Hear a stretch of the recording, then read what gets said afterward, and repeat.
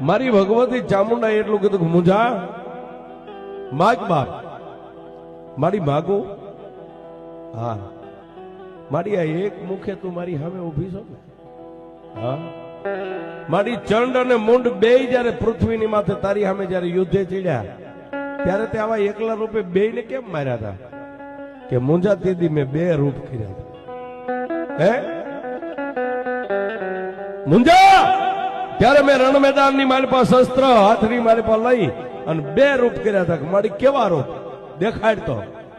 અને મારી ભગવતી ઝાડાપ દઈને બે મુખ કર્યા આવશે